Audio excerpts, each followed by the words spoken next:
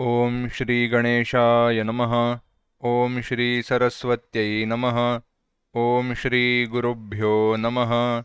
श्रुतिस्मृतिपुराणानाम् आलयं करुणालयं नमामि भगवत्पाद शङ्करं लोकशङ्करं शङ्करं शङ्कराचार्यं केशवं बादरायणं सूत्रभाष्यकृतौ वन्दे भगवन्तौ पुनः पुनः। ईश्वरो गुरुरात्मेति मूर्तिभेदविभागिने व्योमवद्व्याप्तदेहाय दक्षिणामूर्तये नमः। योऽन्तः प्रविश्य मम वाचमिमां प्रसुप्तां सञ्जीवयत्यखिलशक्तिधरस्वधाम्ना अन्यांश हस्तचरणश्रवणत्वगादीन् प्राणान्नमो भगवते पुरुषाय तुभ्यम्। वंशीविभूषितकरान्नवनीरदाभात् पीताम्बरादरुणबिम्बफलाधरोष्ठात् पूर्णेन्दुसुन्दरमुखादरविन्दनेत्रात् कृष्णात् परं किमपि तत्त्वमहं न जाने। वसुदेवसुतं देवं कंसचाणूरमर्दनं देवकी परमानन्दं कृष्णं वन्दे जगद्गुरुम्। छठे अध्याय के आज के चिंतन को शुरुआत करने से पहले 14वें श्लोक से लेके या एक काम करते हैं 11वें श्लोक से लेके 17वें श्लोक तक एक साथ पढ़ेंगे। शुचौ देशे प्रतिष्ठाप्य स्थिरमासनमात्मनः नात्युच्छ्रितं नातिनीचं चैलाजिनकुशोत्तरम् तत्रैकाग्रं मनः कृत्वा यतचित्तेन्द्रियक्रियः उपविश्यासने युञ्ज्यात् योगमात्मविशुद्धये समं कायशिरो ग्रीवं धारयन् अचलं स्थिरः सम्प्रेक्ष्य नासिकाग्रं स्वं दिशश्चानवलोकयन् प्रशान्तात्मा विगतभीः ब्रह्मचारी व्रते स्थितः मनः संयम्य मच्चित्तः युक्त आसीत मत्परः। युञ्जन्नेवं सदात्मानं योगी नियतमानसः शान्तिं निर्वाणपरमां मत्संस्थामधिगच्छति नात्यश्नतस्तु योगोऽस्ति न चैकान्तमनश्नतः न चातिस्वप्नशीलस्य जाग्रतो नैव चार्जुन युक्ताहारविहारस्य युक्तचेष्टस्य कर्मसु युक्तस्वप्नावबोधस्य योगो भवति दुःखः। शुचौ देशे प्रतिष्ठाप्य यहाँ से लेकर युक्ताहार विहारस्य यहाँ तक योग का आचरण कैसे करना चाहिए, बहिरंग अंतरंग साधन कैसे होने चाहिए, इन सब का वर्णन भगवान यहाँ पे करते हैं। क्या क्या करना चाहिए, कैसे कैसे होना चाहिए, कैसे बैठना चाहिए, हमारा स्थूल शरीर के द्वारा हमारी क्रियाएं कैसे होनी चाहिए। तो वहां पे कहा कि आसन कैसे हो, कहाँ पे बैठे, शरीर की धारणा कैसे हो, इसके बाद मन कैसा हो, मन विषयों में न अटका हुआ हो, निस्पृह, सारी इच्छाएं जा चुकी हो, केवल ध्येय हमारा जो आत्मस्वरूप है उसी के ऊपर हमारा ध्यान, हमारा ध्येय लक्ष्य होना चाहिए। यह हम विचार कर रहे थे। इसमें अब युक्ताहार विहार इत्यादि श्लोकों के द्वारा यह बताया कि हमारा आहार विहार निद्रा यह सब युक्त यानी नियत होनी चाहिए। ज्यादा नींद भी न हो, कम भी न हो, ज्यादा घूमना भी न हो, कम भी न हो, ज्यादा खाना भी न हो, कम भी न हो। एक टीका में शंकरानंदी यानी स्वामी शंकरानंद जी की भगवत गीता पर टीका है, वहां पे वे कहते हैं योगी के लिए 2 कोस, 2 कोस से ज्यादा दिन में घूमना नहीं चाहिए। 10 घंटे से ज्यादा, 10 घड़ी अब 10 घड़ी यानी हमारा जो पूर्व का परिणाम है उसमें 10 घड़ी से ज्यादा सोना नहीं चाहिए। या खाने के बारे में, आधा पेट भरा हुआ हो खाने से, हमने इसका भी चिंतन किया था, देखा था कि पेट में जो अगर 4 हिस्से किए जाए तो 2 हिस्से यानी आधा हिस्सा खाने से भरा हो, वह भी खाना शुद्ध और सात्विक हो। बचा हुआ जो आधा हिस्सा है, उस आधे हिस्से में से आधा हिस्सा पानी से भरा हो और वायु की विचरण के लिए एक बचा हुआ हिस्सा रखना चाहिए। यह हुआ युक्त आहार। और इस युक्त आहार और विहार का परिणाम क्या होता है? हमारा मन, हमारा शरीर सात्विक भाव में रहने के कारण समाधि नष्ट नहीं होती, समाधि का अभ्यास नष्ट नहीं होता। और जिसको समाधि प्राप्त होती है, ऐसे योगो भवति दुःखः, सारे आध्यात्मिक दुखों का, व्यावहारिक दुखों का अंत करने वाला यह योग हो जाता है। अब यह सब बताने के बाद ऐसा कौन है जो युक्त है, समाहित है, समाधिस्थ है? ऐसा व्यक्ति कौन सा है जिसका योग युक्त हो गया है? इसके बारे में भगवान अब कहते हैं, 18वां श्लोक देखना। यदा विनियतं चित्तम् आत्मन्येवावतिष्ठते निःस्पृहः सर्वकामेभ्यः युक्त इत्युच्यते तदा। एक साथ, यदा विनियतं चित्तम् आत्मन्येवावतिष्ठते निःस्पृहः सर्वकामेभ्यः युक्त इत्युच्यते तदा। यदा विनियतं चित्तम, यदा जिस समय, जब, विनियतम चित्तम, विनियत यानी विशेषतः, विनियत विशेषतः, नियत किया हुआ, संयत किया हुआ, जिसके ऊपर हमने संयम या अधिकार पाया हो, नियंत्रण पाया हो, ऐसा। इस म्हणजे इसका अर्थ है जो एकाग्रता को प्राप्त हुआ चित्त है। विनियतम, जिसके ऊपर नियंत्रण पाया है, नियत किया गया है, यानी जो एकाग्र हुआ चित्त है, ऐसा। आत्मनि एव, आत्मा में, आत्मनि अपनी आत्मा में, अपनी स्वरूप में, अवतिष्ठते अवस्थित हो जाता है, वहां पे स्थिर हो गया, अभी यहां वहां घूमता नहीं, जाता नहीं, विचलित होता नहीं। और इस अवस्था में योगी सर्वकामेभ्यः निस्पृहः, सर्वकामेभ्यः सारी इच्छाओं से, सारी विषयों से, सारे काम कौन से? दृष्ट, अदृष्ट। दृष्ट माने इस जगत में प्राप्त होने वाले, और अदृष्ट माने इस लोक से परे जाने पर, चले जाने पर जो प्राप्त होने वाले हैं, यानी स्वर्गादिक लोक, वह हुए अदृष्ट। दृष्ट और अदृष्ट सारे विषयों से निस्पृहा, स्पृहा रहित हो जाता है, यानी ऐहिक और पारलौकिक विषयों की तृष्णा, इच्छा जिसने छोड़ दी है, जिसका उसने जिसका त्याग कर दिया है, ऐसा।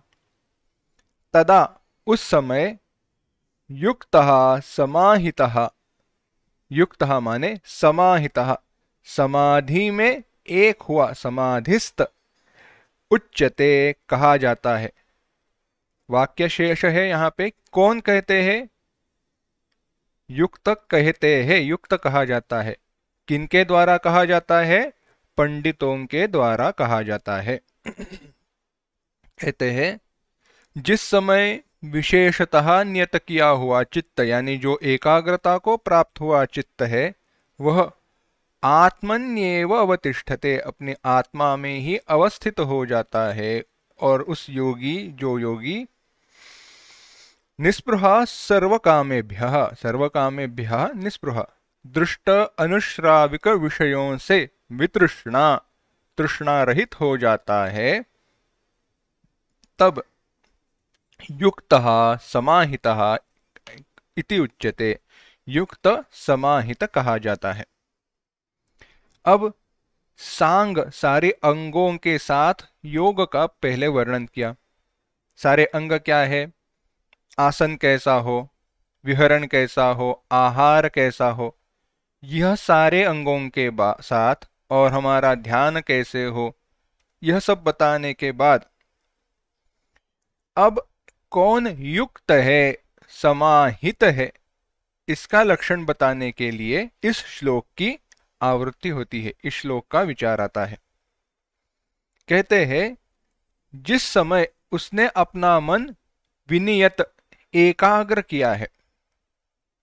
अब यह मन एकाग्र कब हो? आसान सवाल, सही है ना?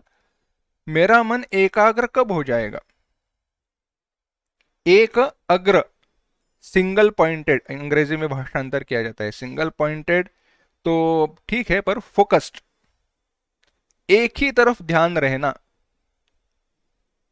अनेकाग्र और एकाग्र सामान्य विचार है। समझो, आपको एक आसान सा उदाहरण देते हैं, चलो। हम्म? आप कहीं खाने के लिए गए हो, या एक कॉमन उदाहरण लेते हैं, कहीं शादी में, शादी में आप गए हो, तो अब खाने का समय आ गया। अब ये जमाने की बात नहीं है, बस 10-12 साल पहले की बात बता रहे हैं। तब बूफे हुआ नहीं करता था, खाना परोसा, बैठते थे, लाइन में बैठे थे और खाना परोसा जाता था, सब लोग खाया करते थे। उसमें जो खुशी थी, उसमें जो समाधान था, वह आज के बूफे के खाने में है नहीं। पता है क्यों? बस वहां पे मन एकाग्र था, यहां पे अनेकाग्र है। क्या है? आसान सी बात है। वहां पे दो सब्जी, रोटी, चावल, दाल वगैरह जो भी हुआ करता था, वह खाना एक फिक्स्ड अमाउंट, मतलब फिक्स रहता था कि हाँ यही है, इतनी सब्जियां है, इतनी ही रोटी है, तो कहीं बाहर दूसरा खाना नहीं है, तो जो खाना है वह हम एंजॉय करते थे, वह खुशी से खाते थे। अब बूफे में होता ऐसे है, सब्जियां रहती है 8 प्रकार की, दाल रहती है 2 प्रकार की, चावल रहते हैं 2-3 प्रकार के, उसमें पुलाव रहता है, सादा चावल रहता है, सब। और जाते हैं तो लगता है सब कुछ खाकर देखना है, सबकी टेस्ट लेनी है, सबको चखकर देखना है। अब अगर सबको चखकर देखना है तो सब थोड़ा थोड़ा खाए, तो समाधान अंतःकरण का कैसे हो? बूफे का अर्थ क्या है? जो मुझे पसंद है वही खाना मुझे खाना है, सब खाना है ऐसे नहीं। और इतना ही नहीं, उसमें तो चाट का आइटम रहते हैं, या आइसक्रीम वगैरह भी रहते हैं। तो वहां पे जाने के बाद हुआ क्या? मन हमारा अनेकाग्र हो गया, यहां वहां भटकने लगा, अरे ये भी खाना है, वो भी खाना है, ये भी करना है, चलो बस। तो ये अनेकाग्रता के कारण हमारे मन को समाधान नहीं मिला। इसी प्रकार से जब हमारा मन अनेक विषयों के प्राप्ति की इच्छा रखता है, मुझे यह भी चाहिए, वह भी चाहिए, तो हमारा मन अनेकाग्र हो जाता है। और ऐसा अनेकाग्र हुआ मन, जब मैं किसी एक विषय का ध्यान या चिंतन करने लगता हूं, तो शांति से बैठ नहीं पाता। समझो, मैं अगर ध्यान भी करता हूं, तो ध्यान करते वक्त मन विचार क्या करेगा? जो विषय अभी मुझे प्राप्त नहीं है, उन्हीं विषयों का वह विचार करेगा। यह विषय मुझे प्राप्त करने हैं, यह विषय प्राप्त करने के रह गए हैं, तो इन्हें प्राप्त कैसे करे? यानी ध्यान ठीक से हो नहीं पाता। तो क्या करें? इसीलिए निस्पृह, स्पृहा रहित, इच्छा रहित होना चाहिए। तो एक एक्सरसाइज करते हैं, कर सकते हैं। जब भी आप ध्यान का अभ्यास कर रहे हो तो ध्यान की अभ्यास के पूर्व मन को समझाना चाहिए, अब जो आप तुम्हें तुझे मिल रहा है मन, वह कहीं पे भी आसानी से नहीं मिलता। वह सबसे श्रेष्ठ वस्तु है, सबसे श्रेष्ठ चीज है, और उसको प्राप्त करने पर तुम्हें आत्यंतिक सुख की प्राप्ति होने वाली है। और जब यह बात उसको बार बार बताकर दोहराई जाती है तो तब जाकर वह मन शांत रह पाएगा। ठीक ठीक समझना। मन को जब तक विश्वास नहीं होता कि उसे अभी जो वस्तु प्राप्त है वह मूल्यवान है, तब तक वह यहां वहां भटकते रहेगा ही। जब तक मन को यह विश्वास नहीं हो जाता कि जो अभी मुझे वस्तु प्राप्त है वह बहुत मूल्यवान है, कीमती है, तब तक वह मन यहां वहां भटकते रहेगा। इसीलिए क्या कहा, यदा विनियतम एकाग्रम चित्तम, जब अपना चित्त एकाग्र हुआ है। तो अगर हमें युक्त होना है तो क्या करना चाहिए, मन एकाग्र होना चाहिए। और मन को एकाग्र करने के लिए बाकी सारे विषयों से उसे परावृत्त खींच कर लाना चाहिए। यह होने के बाद क्या है, केवल एकाग्र हुआ, पर कहां पे हुआ, बाह्य विषयों की चिंता, बाह्य विषयों का चिंतन छोड़कर हमारे अद्वितीय आत्मा में, हमारे अद्वितीय स्वरूप में जब वो अवस्थित हो जाता है। अब यहां पे एक विचार करना, बाह्य विषयों का चिंतन छोड़कर, क्या बाह्य विषयों का चिंतन छोड़ना आसान है? मैं कहता हूं बहुत मुश्किल है, पर असंभव नहीं। यह बाह्य विषयों का चिंतन छोड़ना क्या है? बाह्य विषयों का चिंतन छोड़ना यह है, सारे विषय, विषय कितने हैं? आप कहोगे बहुत सारे, मैं कहता हूं 5। विषय कितने हैं? 5 ही है। शब्द, स्पर्श, रूप, रस और गंध। कानों से सुना जाने वाला शब्द, त्वचा से ग्रहण किया जाने वाला स्पर्श, आंखों से देखा जाने वाला रूप, नाक से सूंघा जाने वाला गंध और जीभ से चखा जाने वाला रस। शब्द, स्पर्श, रूप, रस और गंध, केवल यह 5 ही विषय है, बस और कोई विषय है नहीं। इन सारे विषयों की तृष्णा छोड़ देना। तो अब विचार करके देखिए, हमें क्या करना है, ध्यान करना है तो कानों से सुनने की इच्छा छोड़ देनी है, आंखों से कुछ देखने की इच्छा छोड़ देनी है, नाक से कुछ सूंघने की इच्छा छोड़ देनी है। अगर यह विचार है तो बताओ, जब हम सेंटेड कैंडल और म्यूजिक लगाकर मेडिटेशन करते हैं तो वह योग या ध्यान हुआ या नहीं? है ना? वह मेडिटेशन अलग है, और वह मेडिटेशन आपको कभी भी आत्यंतिक सुख नहीं दे सकता। हाँ, जब तक वो अच्छा गंध रहता है, अच्छा संगीत रहता है तो मन शांत होता है, बात अलग है, बात भिन्न है। पर वहां पे मन अपने स्वरूप में अवस्थित नहीं हो सकता। वहां पे तभी भी मन को विषयों की इच्छा रहती है।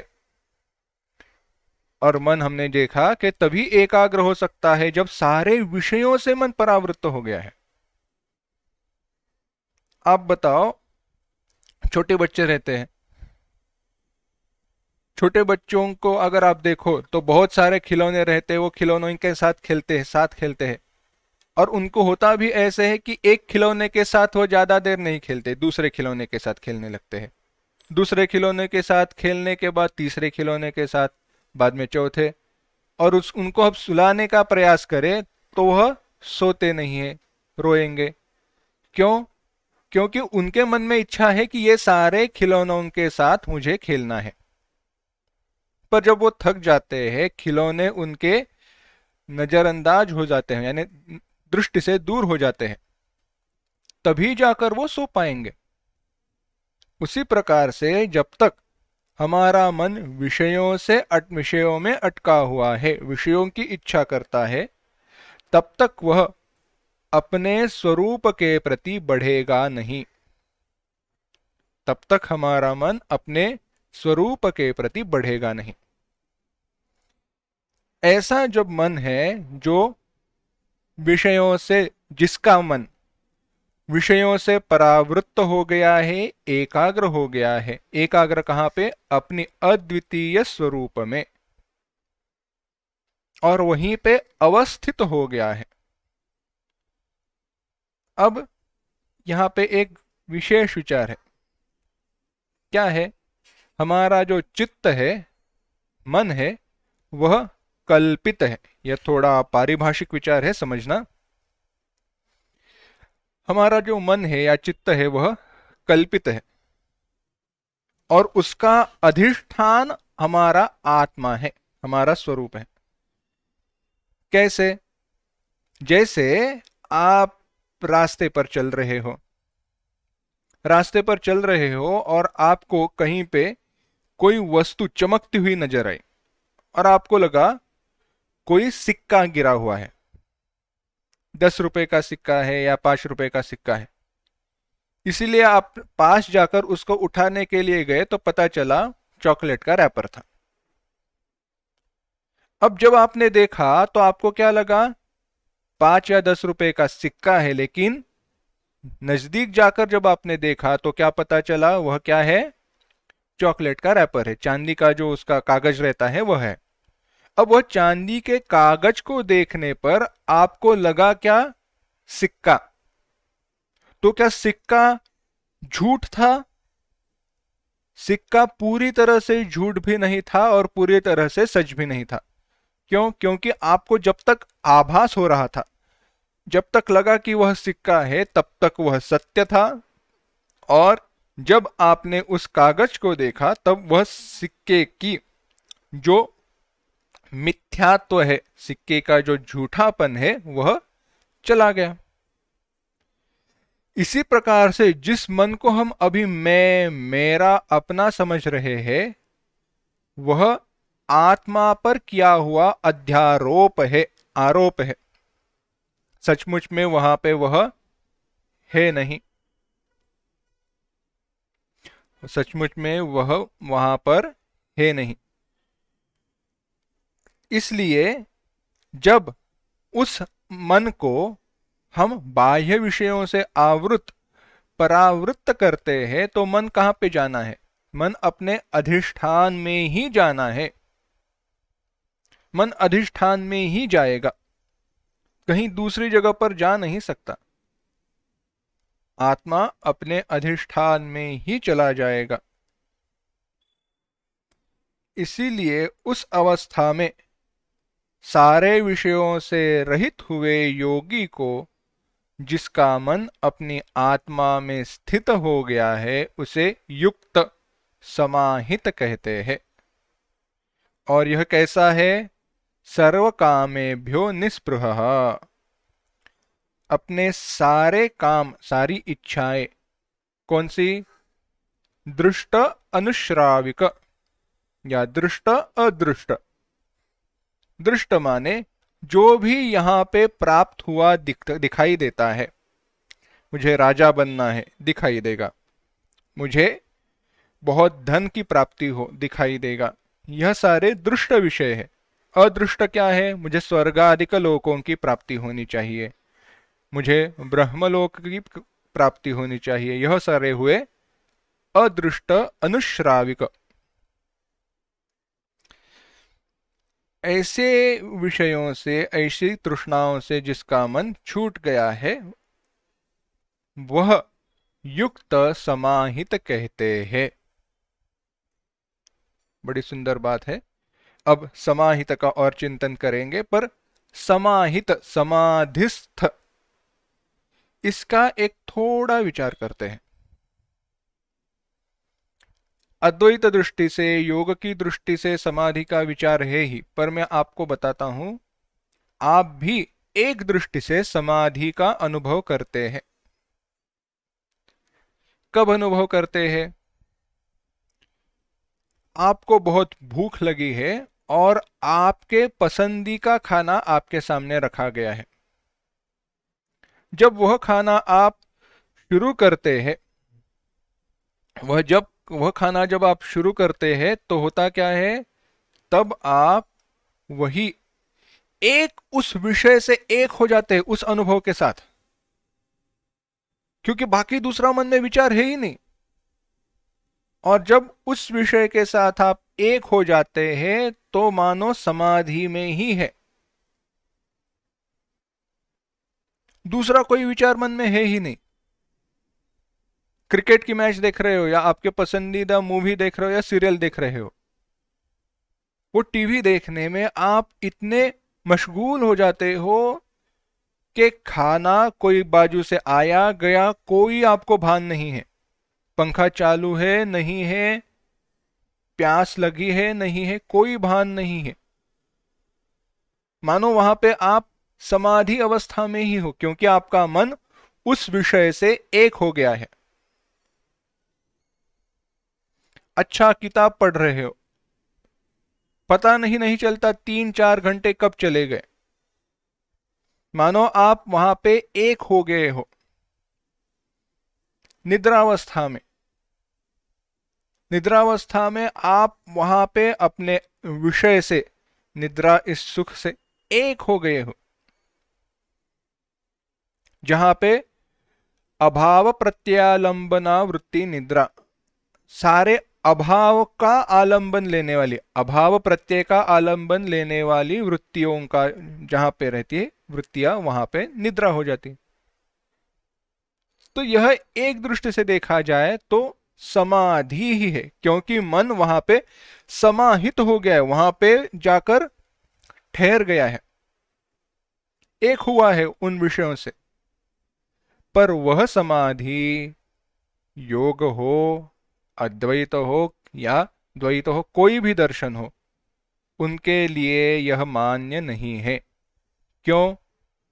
क्योंकि उसके जो भी सारे विषय है वह सारे अनित्य है, और जब विषय अनित्य होते हैं तो समाधि भी अनित्य होने वाली है, वह हमें कुछ प्राप्त कराए के नहीं देगी।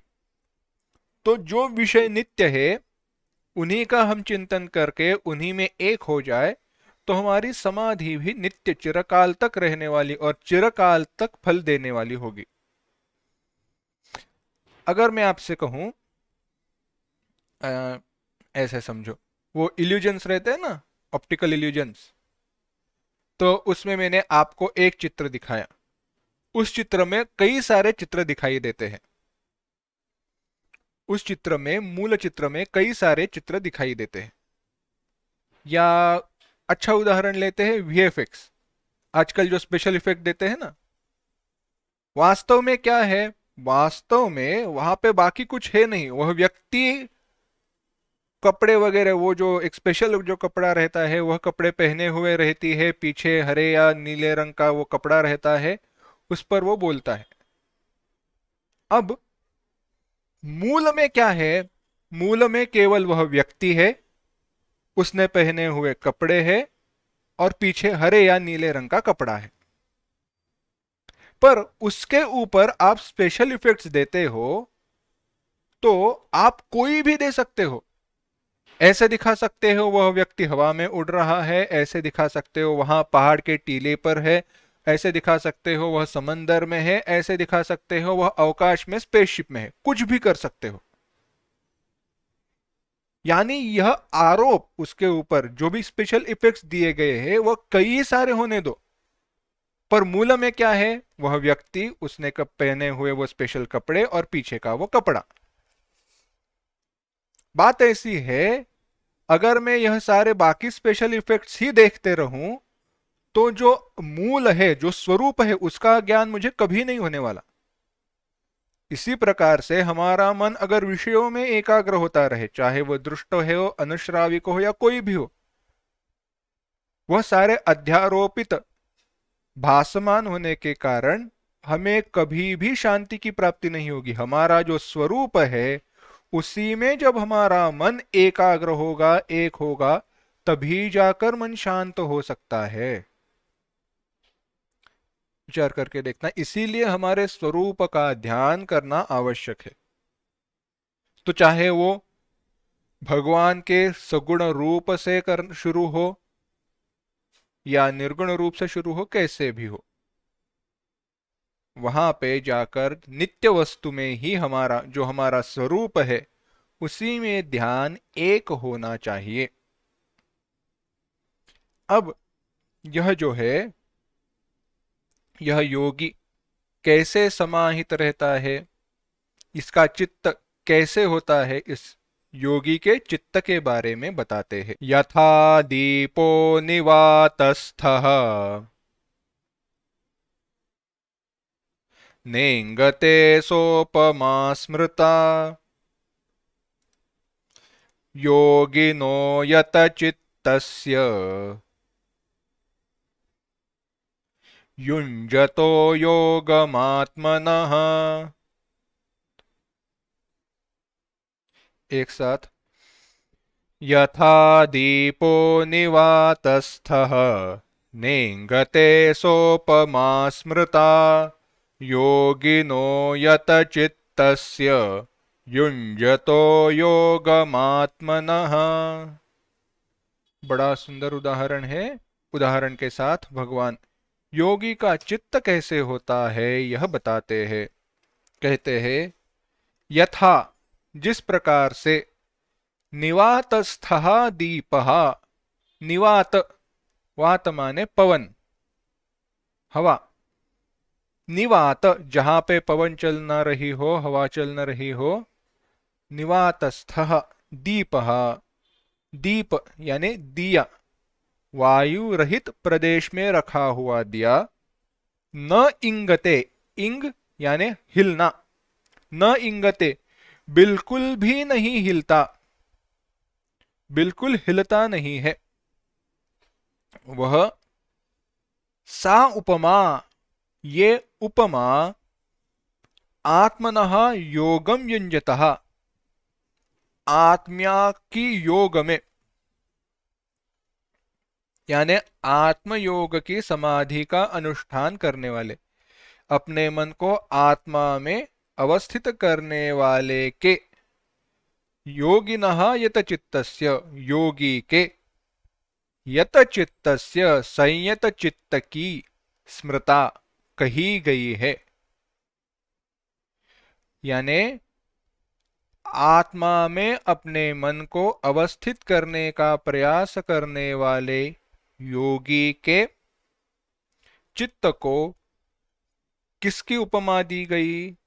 उपमा दी गई निवातस्थ दीप की, वायु रहित प्रदेश में रखा हुआ दिया जैसे बिल्कुल भी नहीं हिलता वैसे। आपको पता रहेगा, हम भगवान के सामने दिया जलाते हैं, दिया लगाते हैं, अब वह दिया हवा से बुझ न जाए इसके लिए हम उसके ऊपर कांच रखते हैं, अपवरक कहते हैं। तो कांच रखते हैं तो होता ऐसे है, हवा आती नहीं है, और वह जो उसकी जो वो जो दिया है, उसकी जो फ्लेम है, ज्योति है, वह बिल्कुल भी नहीं हिलती, सीधी की सीधी रहती है। नहीं तो हवा चलती है तो थोड़ी हिलेगी, हवा नहीं चल रही हो तो वह सीधी की सीधी रहती है। अब वह बिल्कुल भी नहीं हिलती, यानी स्थिर हो गई है। ऐसे ही यह जो योगी है, जो अपने मन को आत्मा में अवस्थित करने का प्रयास कर रहा है, उसका चित्त स्थिर है, बिल्कुल भी नहीं हिलता। अब चित्त का हिलना डुलना क्या है?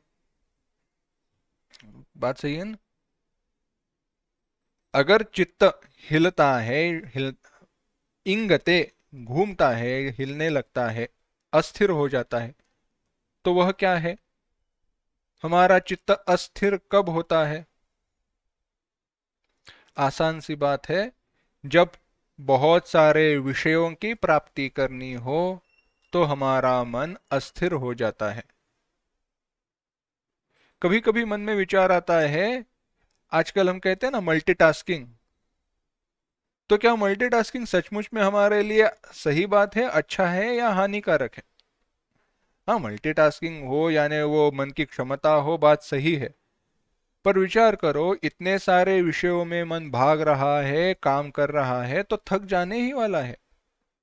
मन तुरंत थक जाएगा।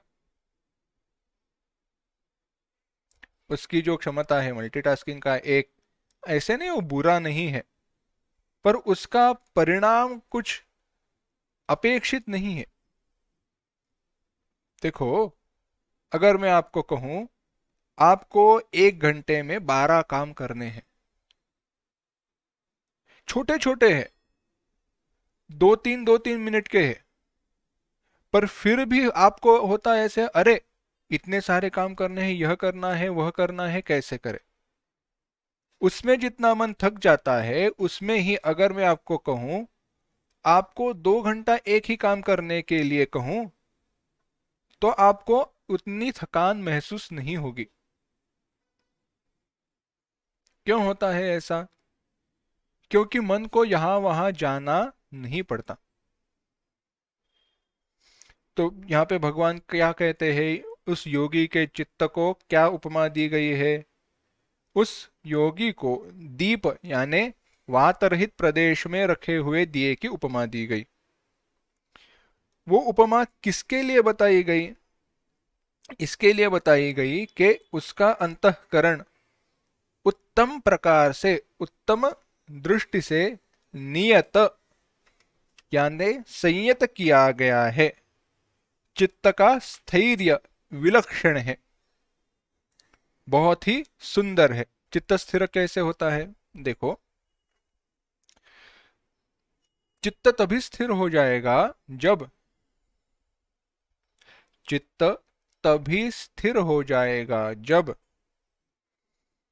फिर से वही बात आती है, मन यहां वहां नहीं भटकता। मन यहां वहां नहीं भटकता। अब बात समझने की ऐसी है, तो कैसे हमारे चित्त को स्थिर करें? दिए को हवा से बुझ न जाए, इसके लिए हम क्या करते हैं? अपवरक कांच रखते हैं। तो हमारे चित्त के ऊपर कौन सी कांच रखनी चाहिए?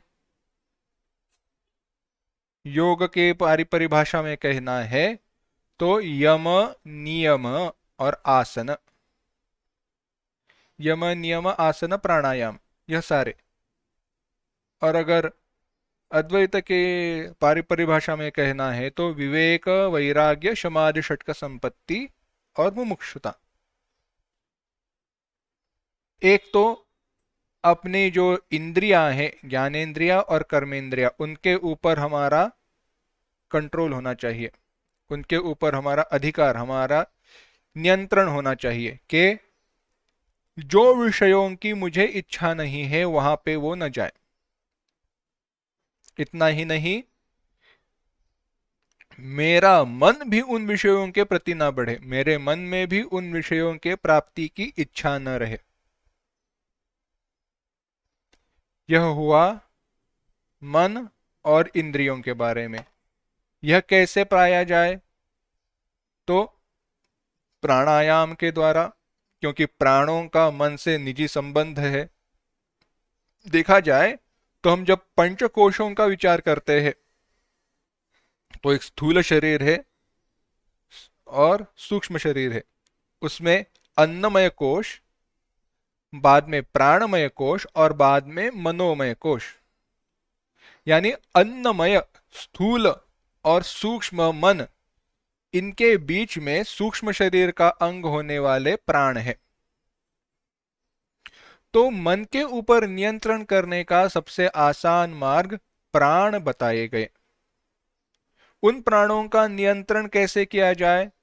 तो हमारी जो श्वसन क्रिया है उसके द्वारा प्राणों का नियमन किया जा सकता है, और उन प्राणों की नियमन के द्वारा मन के ऊपर नियंत्रण पाया जा सकता है। बड़ा आसान है। बाकी प्राणायाम छोड़ दो, यानी भस्त्रिका हो और भ्रामरी हो, यह सारे भी ना करे तो भी, कपालभाति हो, यह सारे ना करे तो भी, केवल दीर्घ प्राण, दीर्घ श्वसन, लंबी सांस लेना और छोड़ना, बस यह भी करे और हमारे प्राणों के ऊपर हमारी श्वसन क्रिया कैसे है हो रही हो उसके ऊपर ध्यान दे। प्राण वीक्षण, वीक्षण निरीक्षण, यह भी करे तो भी तुरंत हमारा मन शांत हो जाएगा। बस। और ऐसा मन जब शांत होता है तो एकाग्र होने में देर नहीं लगती। तो इसके द्वारा, इन क्रियाओं के द्वारा, इन साधनों के द्वारा, कौन से साधन? यम नियम आसन प्राणायाम, क्योंकि आसन भी आवश्यक है। शरीर हिलते रहेगा, शरीर में कुछ खामियां हो, कुछ दर्द हो, कुछ प्रॉब्लम हो, तो भी मन शांत नहीं होगा। तो इन सब के द्वारा, अपवरक के द्वारा चित्त को स्थिर रखना चाहिए, चित्त को चंचल होने नहीं देना है। अब ऐसा जब चित्त स्थिर हो जाता है, शांत हो जाता है, तब क्या करना है? 20वां श्लोक देखिए। यत्रोपरमते चित्तम्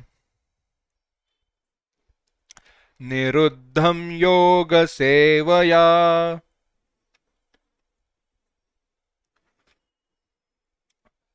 यत्र चैवात्मनात्मानं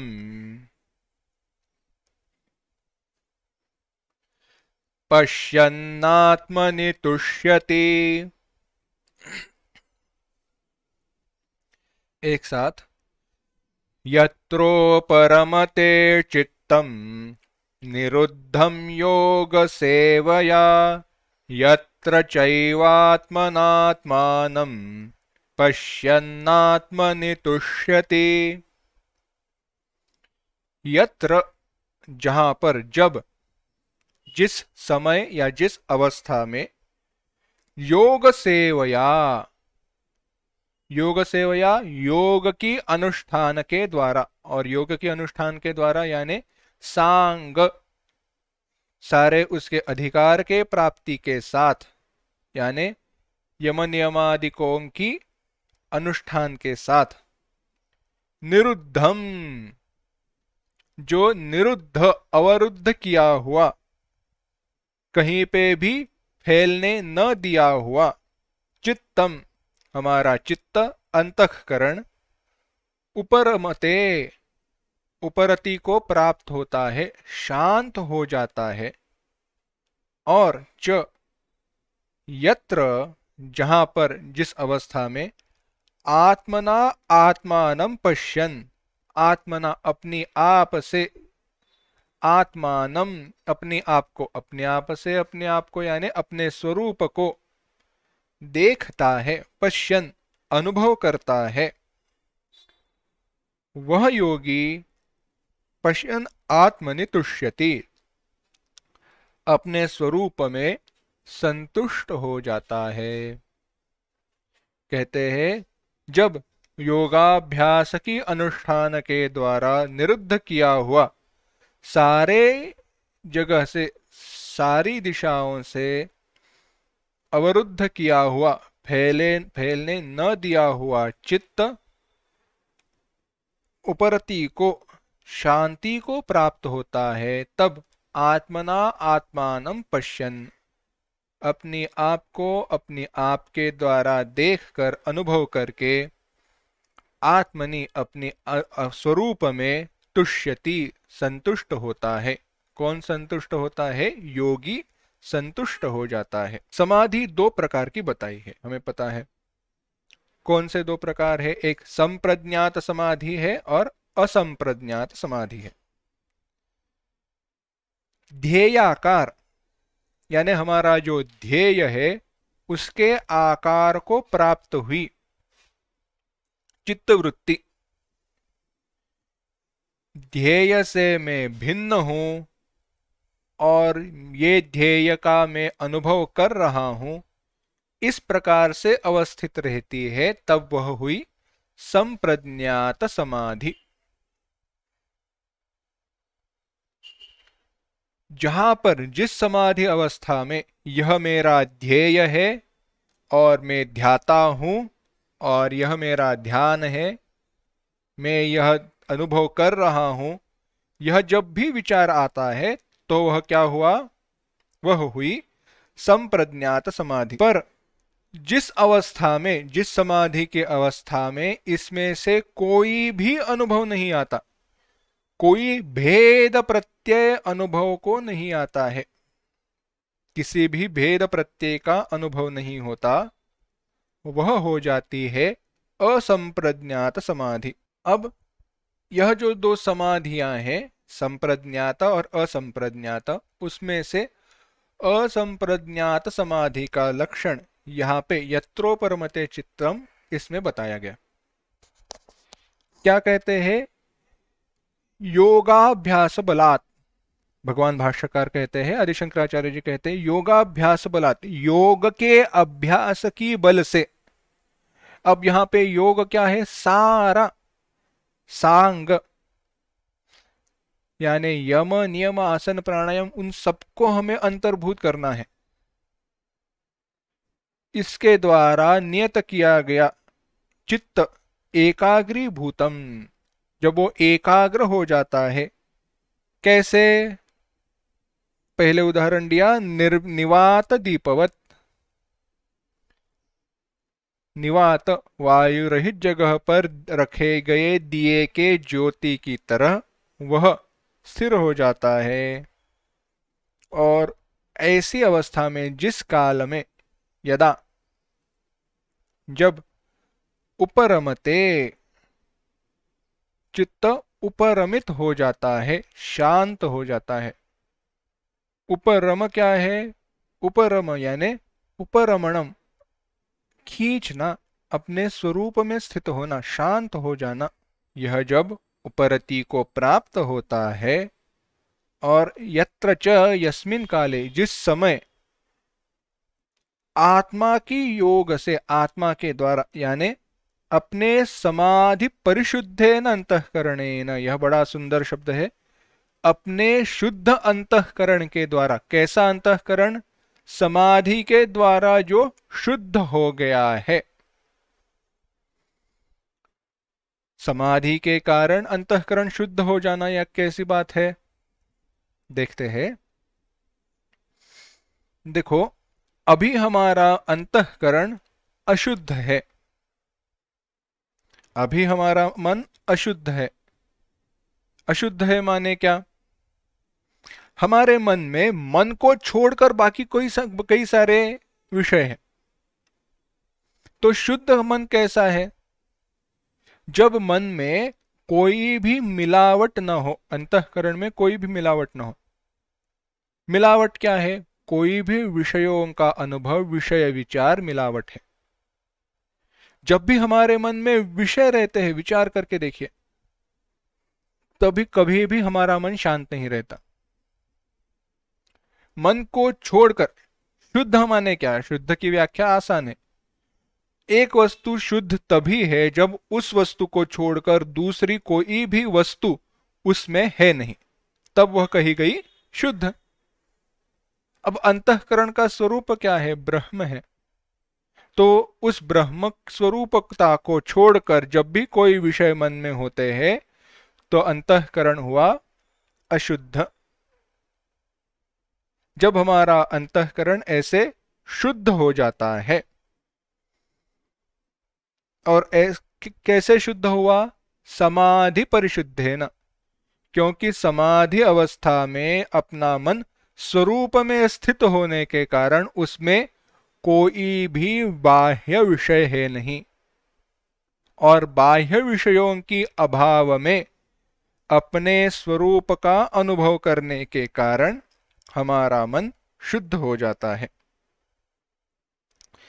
ऐसा हमारा मन चैतन्य ज्योति स्वरूप परमात्मा को देखने वाला, अनुभव करने वाला हो जाता है। और ऐसा अंतर्यामी स्वरूप को देखने वाला योगी संतुष्ट हो जाता है, सुखी हो जाता है। क्यों? बात ऐसी है क्योंकि वह नित्य विषय को, नित्य वस्तु को प्राप्त हुआ है। पारिभाषिक दृष्टि से देखते हैं और व्यावहारिक दृष्टि से भी देखते हैं। उपनिषदों में, छांदोग्योपनिषद में कहा, भूमैव सुखम नाल्पे सुखम अस्ति। भूमा यानी आत्मा, ब्रह्म ही सुख है। भूमैव सुखम, भूमा यानी यो वै भूमा तत्सुखम, जो अनंत है वही सुख है, जो अल्प है वह सुख नहीं है। क्यों? अल्पस्य अधिक तृष्णा हेतुत्वात्। जो कुछ भी अल्प है, मर्यादित है, उसकी प्राप्ति की बाद मन को और कुछ प्राप्त हो यह इच्छा हो जाती है। क्या कहते हैं? कोई भी अल्प वस्तु की प्राप्ति के बाद, कोई भी अल्प वस्तु प्राप्त होने पर मन को और प्राप्ति की इच्छा रह जाती है। उदाहरण हमारे शास्त्र में बताया गया है, निस्वो वष्टिशतम शती दशशतम, ऐसे निस्वह, स्व यानी अर्थ, जिसके पास बिल्कुल पैसा नहीं है वह कहता है एक 1 रुपया मिले तो भी चलेगा, 10 रुपया मिले तो भी चलेगा। 10 रुपये जिसके पास है वह कहता है 100 रुपये मिले तो अच्छा है। जिसके पास 100 रुपये है वह कहता है दशशतम, मुझे 10,000 रुपये मिले तो अच्छा है। 10,000 वाला कहता है मुझे लाखों रुपए में लक्षाधीश हो जाऊं। लक्षाधीश में कहता है मैं कोट्याधीश, कोटि रुपए मिले। कोटि रुपए मिलने वाला कहता है मैं राजा हो जाऊं। जो राजा है, राजा को इच्छा है मैं इंद्र हो जाऊं। इंद्र को इच्छा है मैं ब्रह्म हो जाऊं, ब्रह्मदेव हो जाऊं। ब्रह्मदेव को इच्छा है मैं विष्णु हो जाऊं, विष्णु को इच्छा है मैं शिव हो जाऊं। हेतु यही है, कहने की बात यही है, आशावधि को गतः। आशा कभी भी शांत नहीं होती, तृष्णा कभी भी शांत नहीं होती। क्यों? कम है तो और ज्यादा पाने की इच्छा है ही, पर जो अपरिमित, अनंत, जो कभी समाप्त ही नहीं होता, ऐसे वस्तु की जब प्राप्ति होगी, प्राप्ति हो जाती है, तो क्या होगा? तो हुआ होगा यही, मन संतुष्ट हो जाएगा। कैसे होता है यह बताते हैं। हमारे मन को सुख का अनुभव कब आता है, कब हमारा मन सुखी हो जाता है? जब आपके इच्छित विषय का आप अनुभव कर रहे हो और वहां पे आपका मन एक हो गया हो। और यह बड़ा सुंदर विचार है। एक उदाहरण देते हैं तब बात आसान हो जाएगी। समझो,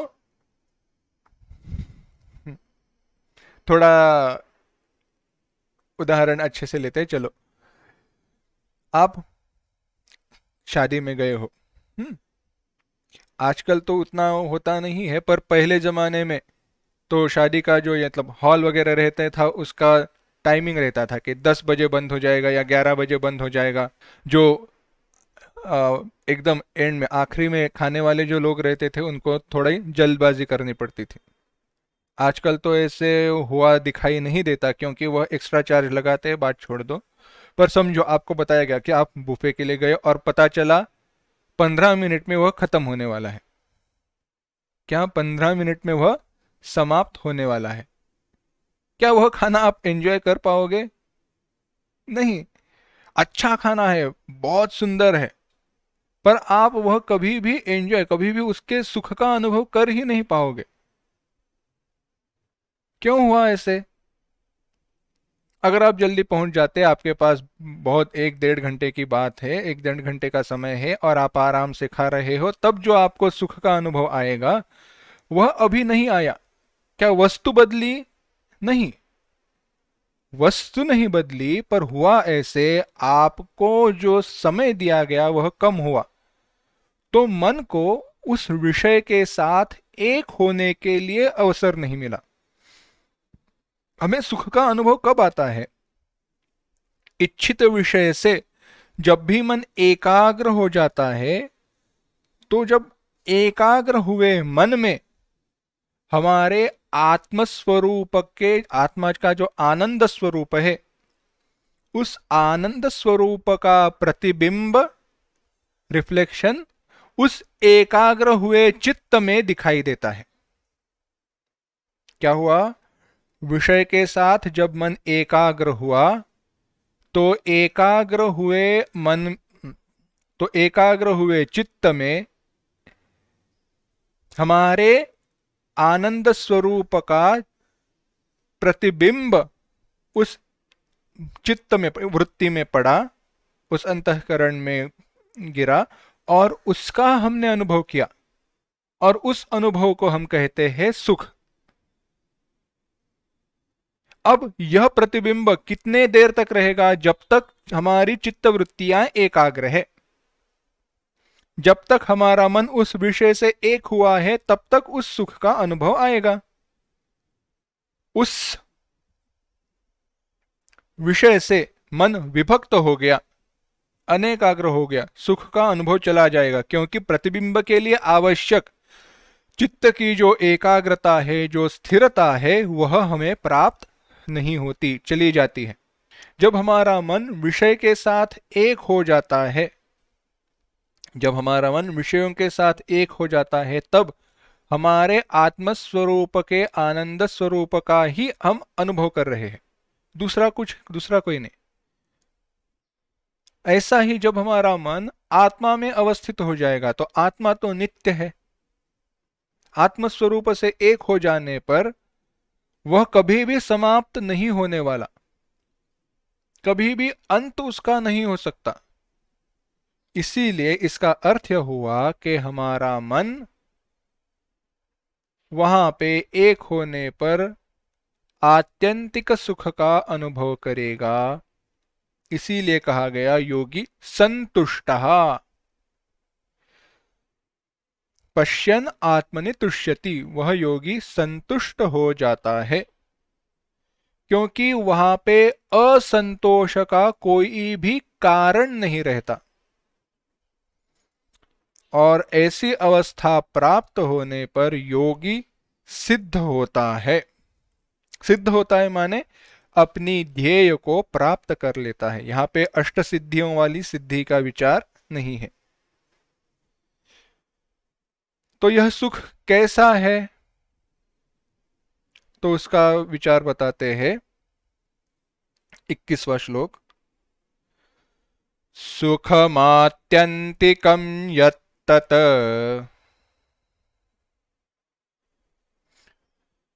बुद्धिग्राह्यमतीन्द्रियम् वेत्ति यत्र न चैवायम् स्थितश्चलति तत्त्वतः। एक साथ, सुखमात्यंतिकं यत्तत् बुद्धिग्राह्यमतीन्द्रियम् वेत्ति यत्र न चैवायम् स्थितश्चलति तत्त्वतः। कहते हैं यत्र, यत्र जिस समय, यत जो, आत्यंतिकम, आत्यंतिकम अंतम अत्येति इति, अंत को लांघ कर जाने वाला, यानी अनंत, अनंत, बुद्धि ग्राह्यम, केवल बुद्धि के द्वारा ग्रहण करने योग्य, केवल और केवल बुद्धि के द्वारा ग्रहण करने योग्य, अतीन्द्रियम जो इंद्रियों का विषय नहीं होता ऐसे, जो इंद्रियों का विषय नहीं होता ऐसा, सुखम सुख, तत् वेत्ति जो अनुभव करता है, यत्र जिस समय, अयम यह ज्ञानी, स्थितः आत्मस्वरूप में स्थित हो जाता है, और स्थित होते हुए, स्थित रहते हुए, तत्वतः उस तत्व से, आत्मस्वरूप से, आत्म तत्व से, न एव चलती, प्रच्युत, च्युत नहीं होता, नहीं गिर जाता, विभक्त नहीं होता। क्या कहते हैं? जिस समय जो अनंत केवल बुद्धि के द्वारा ग्रहण किया जाने वाला सुख, जिसे इंद्रियों के द्वारा प्राप्त नहीं किया जा सकता, अनुभव नहीं किया जा सकता, ऐसा आत्म सुख जो अनुभव करता है वह योगी, वह ज्ञानी, तत्वतः अपने आत्मस्वरूप में स्थित होते हुए उस तत्व से विभक्त नहीं होता। कहते हैं सुखम इत्यादि श्लोकों के द्वारा, सुखम आत्यंतिकम यत्तत् इत्यादि श्लोक के द्वारा योग सिद्धि के काल में दूसरे दृष्टि से बताते हैं। वह सुख आत्यंतिक सुख हो जाता है। आत्यंतिक माने आत्यंतिक, अति अंत, अति अंतिक, अंतिम अत्येति, अंत को लांघ कर जाने वाला, अंत को लांघ कर जाने वाला माने जिसका कोई अंत न हो, यानी अनंत, अंत रहित, अनंत, ऐसा जो क्या है? सुख है। पर वह कैसा है? बुद्धिग्राह्य है, बुद्धि के द्वारा ग्रहण किया जाता है, पर इंद्रियों के द्वारा ग्रहण नहीं किया जा सकता। अर्थ यह है, यह जो सुख है, यह सुख बुद्धिग्राह्य है, विषय जनित है नहीं। यह सुख विषयों के द्वारा प्राप्त हुआ सुख नहीं है। इंद्रिय निरपेक्ष बुद्धि के द्वारा, इंद्रिय निरपेक्ष बुद्धि के द्वारा माने क्या? बुद्धि इस शब्द का यहां पे अर्थ है स्वानुभव, स्वानुभव के द्वारा। थोड़ा पारिभाषिक विचार करते हैं। अभी हमारी बुद्धि आत्मस्वरूप में स्थित नहीं है, तो बुद्धि को जो भी सारे अनुभव प्राप्त हो रहे हैं वह कहां से प्राप्त हो रहे हैं? हमारी ज्ञानेंद्रिय और कर्मेंद्रियों के द्वारा, मुख्यतः ज्ञानेंद्रियों के द्वारा सारे अनुभव प्राप्त हो रहे हैं। तो वह क्या है? शब्द, स्पर्श, रूप, रसगंध, यह सारे अनुभव है। इन शब्दादिकों की अनुभव के साथ हमारी बुद्धि युक्त है, पर जब आत्मानुभव में हमारी बुद्धि आत्मस्वरूप में लीन हो गई है, तो अनुभव करने वाला अनुभव के साथ एक हो जाने पर जो अनुभव प्राप्त होता है, अनुभव करने वाला अनुभाव्य, जिसका अनुभव किया जा रहा है, उसके साथ एक होकर अनुभव कर रहा है, वह यहां पे अपेक्षित है। यह स्वानुभव गम्य है, अपने आत्मस्वरूप के अनुभव के साथ ही प्राप्त होता है। इसीलिए कहा गया अतीन्द्रिय, इंद्रिय गोचरातीतम। गोचर, गो माने विषय, गो माने इंद्रिया, चर यानी विषयों के, इंद्रियों का जहां पे भी विचरण होता है वह विषय। इंद्रियों के विषयों के परे, इंद्रियों के द्वारा यह अनुभव नहीं किया जा सकता। ऐसा अतीन्द्रिय जो सुख है, जो अविषय जनितम, जो विषयों के द्वारा जनित प्राप्त हुआ नहीं है, ऐसे सुख की जब वेत्ति यस्मिन काले, जिस समय अनुभव करता है, किस समय अनुभव करता है? समाधि काल में अनुभव करता है। और जिस समाधि काल में आत्मस्वरूप में स्थित हुआ यह विद्वान ज्ञानी उस तत्व से प्रच्युत विभक्त नहीं होता, यही इसका भावार्थ है। सुखमात्यंतिकम यत्तत्, यह आत्यंतिक सुख है। इस सुख का अनुभव कब होता है? आत्मस्वरूप के अनुभव की समय, उस समाधि काल में होता है। उस समाधि काल में अतीन्द्रिय अनंत अनुभव गम्य सुख का यह अनुभव लेता है और आत्मस्वरूप में स्थित हुआ यह योगी अपने स्वरूप से प्रच्युत, च्युत या विभक्त नहीं होता। यही इसका सारांश है।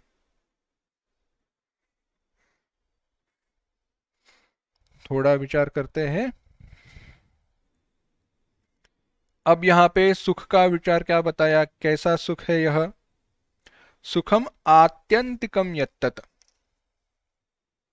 देखना, यह आत्यंतिक सुख का विचार बता रहे हैं। अब तक हमने अंतिक सुख देखे। आज तक हमने अंतिक, जो सुख समाप्त होता है, उसी सुख का हमने अनुभव किया है। यह सुख ऐसा है जिसका वर्णन करना भी मुश्किल है, क्योंकि यह स्वरूप से अनुभवित सुख है। इसका स्वरूप हो तो कैसे हो? अभी हम कैसे कहते हैं मैं बहुत खुश हूं, मैं बहुत सुखी हूं, मैं बहुत आनंदी हूं? यह सुख ऐसे नहीं है।